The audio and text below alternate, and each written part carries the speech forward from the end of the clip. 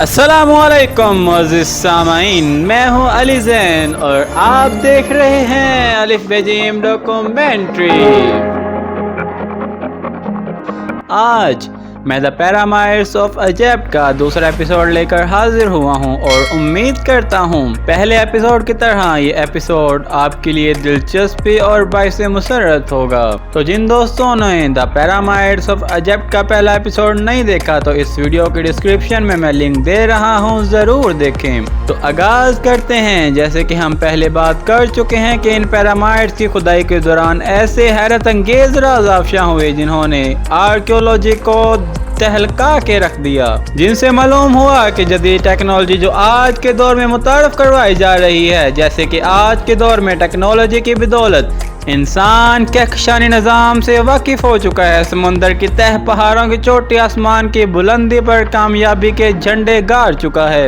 यूं तो साइंस ने इंसान के सामने पूरी कायनात को खोल कर रख दिया है, मगर अब भी ऐसे बहुत से पोशीदा राज हैं जिनसे आज तक पर्दा उठाया नहीं जा सका, और ऐसे आसार मौजूद हैं जो सदियों से इंसानी अकल को हैरत ज़दा किए हुए हैं और पूरी दुनिया के आर्कियोलॉजी के लिए सवालिया निशान हैं। तो आज की वीडियो में हम ये जानेंगे कि अहराम कितने पुराने हैं, क्या वाकई ने खलाई मखलूक ने तामीर किया या टेक्नोलॉजी की बदौलत इंसानों ने।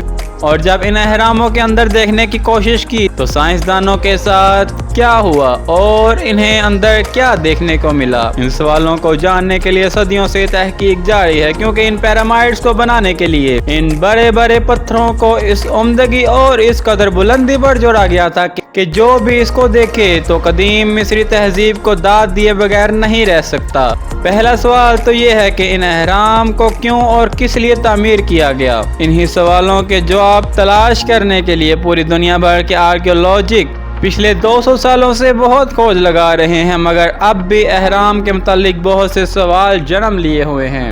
बाज़ माहिरीन इन अहराम को महज मकबरा करार देते हैं, लेकिन बाज़ माहिरीन का ख्याल है कि अहराम कदीम अलूम के मुहाफिज हैं और होलनाक तबाहियों और तूफानों के खतरे के पेश नज़र कदीम मिस्रियों ने अपनी अलूम किताबें और इजदाद अहराम के खुफिया कमरों में महफूज कर ली थी ताकि इन्हें महफूज रख सके। मुअज़्ज़िज़ सामाईन, बेहतर तहकीक करने वालों का ख्याल ये है कि ये अहराम खलाई मखलूक ने तामीर किए थे ताकि वो दूसरे सियारों से ताल्लुक कायम कर सकें, या ये इल्म नजूम के लिए बनाई गई रसदगाहें हैं। जबकि बाज़ माहिरीन के मुताबिक ये अहराम ज़लज़ले को रोकने का काम करते हैं, और कुछ माहिरीन का तो ये भी ख्याल है कि अहराम पावर प्लांट हैं जिन्हें कदीम नदवार की तरक्की याफ्ता कौमों ने तवानाई के हसूल के लिए इस्तेमाल किया था। लेकिन ये तवानाई क्रिस्टल एनर्जी या कॉस्मिक, इसके बारे में तहकीक अब तक जारी है। मुअज़्ज़िज़ सामईन, याद रहे कि इन अहराम के बारे में सबसे पहला जिक्र हमें यूनानी तारीखदान हेरोडाटस करता हुआ नजर आता है, जिसने तकरीबन 450 साल कब्र मिस्र में कदम रखा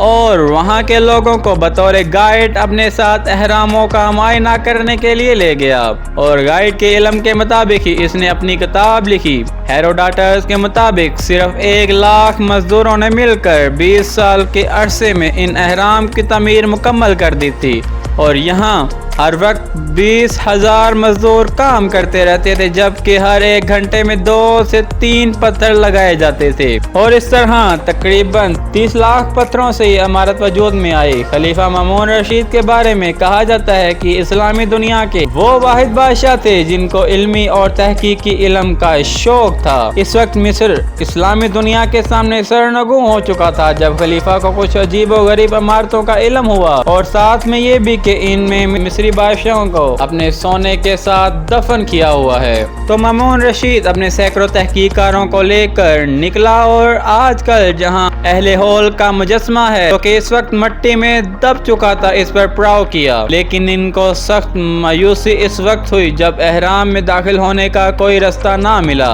आखिरकार इस अहराम को तोड़ने का फैसला किया गया, लेकिन अहराम इतने मजबूत थे कि इसमें कोई चीज़ असर नहीं कर रही थी। लिहाजा इस सूरत हाल को मद्देनजर रखते हुए इसने ये तरीका निकाला कि पत्थरों को पहले गर्म किया जाए और उसके बाद इनके ऊपर ठंडा पानी डाल दिया जाए, जिससे पत्थर तिड़क जाएगा और इसे तोड़ने में आसानी होगी। इसी तरह रोज 1 फुट के हिसाब से आगे का रास्ता बनाया जाने लगा। आखिरकार इनकी पहुंच किंग और क्वीन चैम्बर तक हुई, जहां पर खजाना तो दूर की बात मम्मियां भी मौजूद नहीं थी। मामून रशीद बहुत मायूस हुआ और सारा काम वहीं छोड़कर निकल गया। इसका जाना था कि वहां के लोगों ने, जो कि पहले खौफजदा थे कि यहाँ पर खलाई मखलूक आया करती है, जब इन्हें इल्म हुआ कि मामून रशीद बराव करके जा चुके हैं और उन्हें कुछ भी न हुआ, तो उन्होंने यहाँ पर चोर बाजार सजा लिया और अगर इन अहरामों में कोई सबूत बचे भी थे तो इन्हें लूट लिया गया।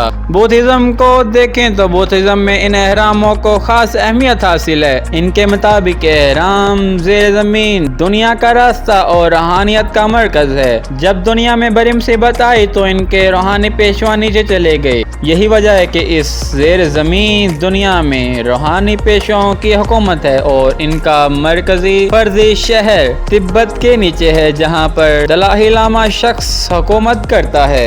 नेपोलियन बोनापार्ट ने भी इन अहरामों की शोहरत सुन रखी थी, लिहाजा इसने मिस्र पर हमला करके लीजा के शहर पर कब्जा कर लिया और इन अहरामों को बुनियादों से खोदकर अंदर जाने का रास्ता खुलवाया, जिसके बाद इन अहरामों पर काम रोक दिया गया और नेपोलियन अकेला इसके अंदर दाखिल हुआ और काफी देर तक इसके अंदर रहा। जब बाहर निकला तो चेहरे पर गंभीर खामोशी थी। इसने अपने लश्कर को सामान उठाकर चलने को कहा और खुद इस दौरान खामोशी अख्तियार किए रखा।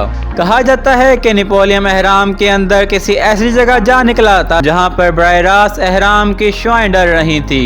इन शुआओं ने इसके दिमाग की खुफिया सलाहियतों को बेदार कर दिया था और इसने अपना मुस्तकबिल देख लिया था, जबकि वो अपनी रोजमर्रा डायरी पर इस कदर लिख चुके थे कि मैं ऐसी जगह जा पहुंचा था जहां पर मुझे कुछ पुरस्कार कमरे दिखाई दिए थे जो देखने में मालूम तो नहीं होता था कि ये किसी इंसान ने तामीर किए हों। तो दोस्तों, उम्मीद करता हूँ मेरी इस वीडियो का ये एपिसोड भी आपके लिए दिलचस्पी का बायस बना होगा।